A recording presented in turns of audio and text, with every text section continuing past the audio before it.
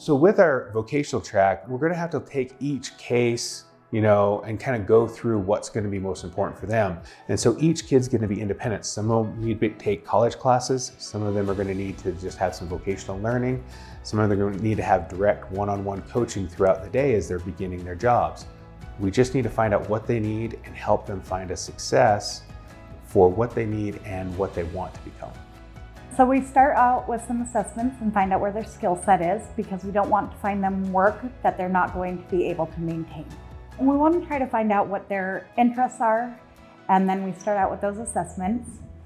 And then I start reaching out to the community and finding out what jobs are available and if any modifications or job adjustments that may need to be made, such as if they need to take a 5-minute break because they're getting aggravated, they can take a walk, or if they're getting overwhelmed or overstimulated, they can just step away from a register and just breathe, take some deep breathing. Or if they have a back problem, they're able to have a stool with them, things like that situation.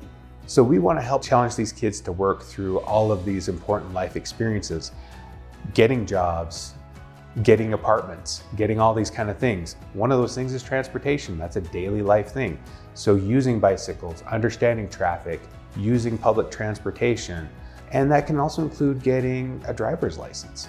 So we'll have an outside company that'll come in and do driver's lessons with them. We'll help them with the booklet learning and all those kind of things like that, but then we'll have someone come in to help them with doing driving so they can get a driver's license for those that it's appropriate for. We're seeing that all kids, both those that have autism and those that don't, are now really struggling with making the transition into adulthood. Some of that is the world that we've set up, and so transition programs are becoming really important to help kids move into that transition in life. But it is paramount for kids that have autism. So whether they've already been in treatment and this is that next step in their journey to adulthood and independence, or whether they've managed to make it through high school, but they're still needing that next step into adulthood, transition programming is helping these young people to love themselves, find independence, practice the skills they need to navigate their day. Again, whether it be transportation, whether it be social interactions, whether it is doing job interviews, and even if they've got a job, maybe they want to get to a higher job, so they need to build up their resume and improve their resume and improve their interviewing skills. How can we help these kids achieve the highest degree of independence that's possible for them?